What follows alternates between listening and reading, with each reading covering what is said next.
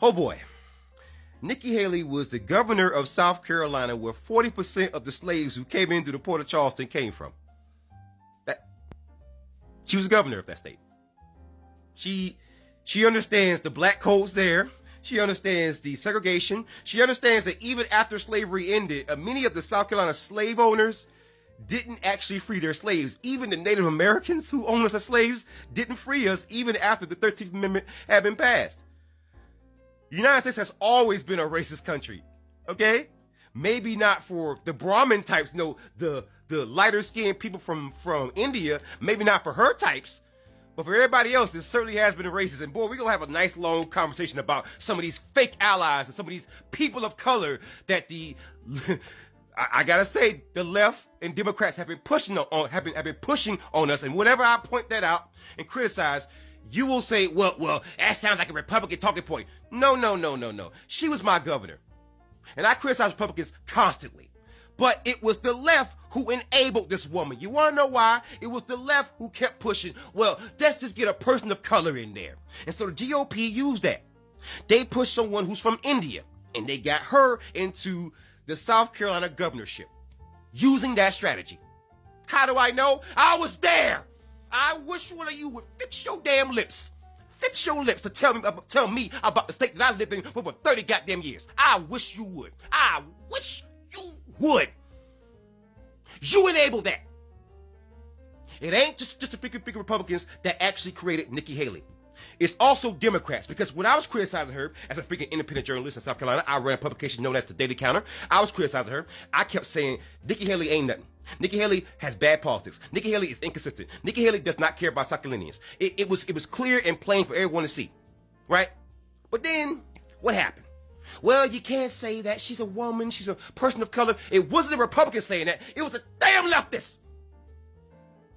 So your constant push to drown us out by pushing people of color is backfiring. It backfired. It actually backfired on you with freaking Nuri Martinez and the freaking LA City Council. It backfired on you with all these anti-black Asians. I mean, I'm friends right now with a woman named Amy Chin, and even Amy Chin will tell you there's a lot of anti-black Asians that people just don't want to talk about, and then whenever a black person does mention it, they make you out to be the damn bigot.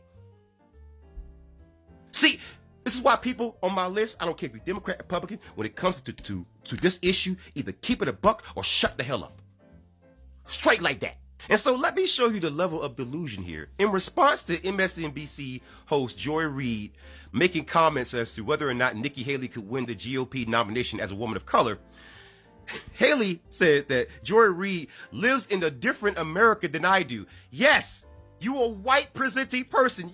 No one can even tell you're from India, Nikki Haley. You want to know how I know? I shook your freaking hand. I saw you in person. You look white. Nobody would guess freaking India. Nobody would. Unless you actually ask this woman. Trust me, she wears so much freaking makeup to the point where you can't even tell. Well, I'm a person of Indian descent that grew up in rural South Carolina. Yes, but what they don't tell you, these fake leftists, these so-called conservatives, these so-called allies, right? What they don't tell you about India is that there's a whole lot of anti-blackness, a whole lot of colorism, right? So when you just say, well, we're gonna put someone in a position that's from India, that doesn't mean anything to a black person, because we understand they look at colorism. The Brahmins, go look up that whole conflict. Go look it up. And you quickly realize that what Nikki Haley is doing and saying is not unusual. It is very common.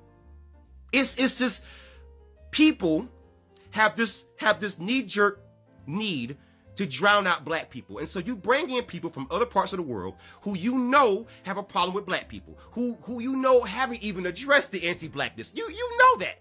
It's like, for example, you bring in so many people from South America, Mexico, knowing some of them have extreme anti-black sentiments. And then you turn around and put them in black neighborhoods. And then wonder why there's freaking conflict. Because you don't want to admit that many of these people of color are worse racists than the white supremacists.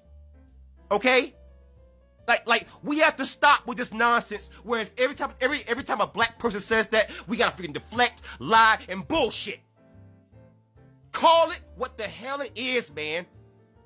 It's a lot of anti-blackness, a whole bunch of colorism that goes around the world that people simply don't want to address. In Nikki Haley's case, Nuri Martinez, Michelle Malkin,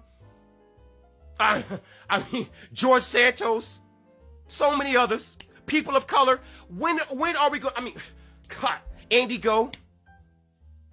How many other people do you got to see who are people of color, who are anti-black racists, before you quit using these talking mouthpieces, these representatives, right? To represent everyone who isn't white.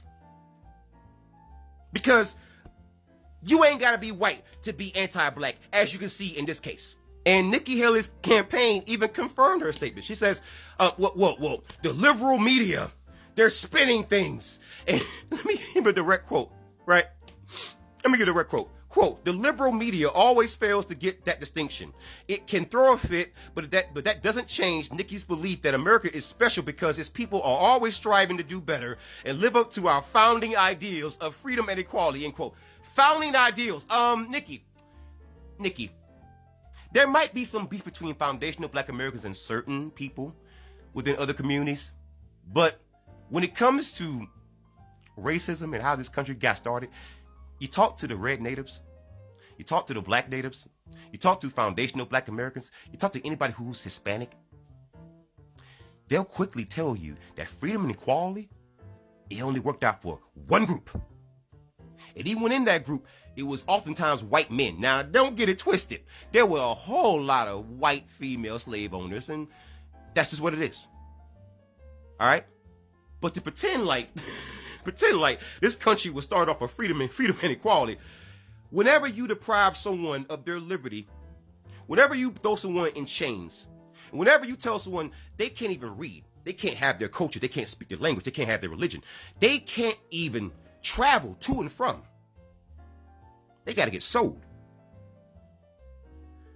And you call that freedom and equality? I call you delusional. And so we're going to make this plain and clear. Nikki Haley is not just a fault of the Republican Party, because it wasn't the Republican Party who kept pushing the people of color crap. You push the people of color crap because you want to drown us out, because you want to bring in other people who weren't black. Okay? Most black people, if you ask them these days, if you repeat it just the way I said it, they wouldn't disagree. They wouldn't, because everyone knows it. This is why you don't hardly find black Americans even calling themselves African American anymore. So something that, think about it. When's the last time you've seen a direct descendant of a slave call themselves African American as compared to not? Think about it. This stuff, this people of color stuff, it's got to stop. You have to respect people's individual lineages, because had someone done that, you might have caught that Nikki Haley might have come from that Brahmin side. See? Had you checked into some of the backgrounds of some foundational black Americans, you would realize why some of us were right about her the entire time. We know a white supremacist when we see one. We know a white supremacist and their collaborators. They're people of color collaborators when we see them, because we've been fighting white supremacy for the longest in this country, longer than anyone, and had the most successes against it. Okay? So we know what we're looking at. She was my governor. It ain't just Republicans that are responsible for this. It's the people who constantly push people of color without pushing the truth. What is the underlying truth about these so-called people of color? And why do you want to categorize everyone who isn't white into one category? Why? Because you're too lazy to go read about my freaking culture? You're too lazy to actually go on the freaking internet to actually learn how to address different people from different cultures, different lineages. Just too lazy. So it's much easier to just group us all as people of color. And as a result, we now have to suffer, us, the freedmen, the foundational black Americans, the black descendants of American slaves. We now have to suffer from these anti-black racists from other groups who you refuse to call out, but whenever we do, we are the bigots.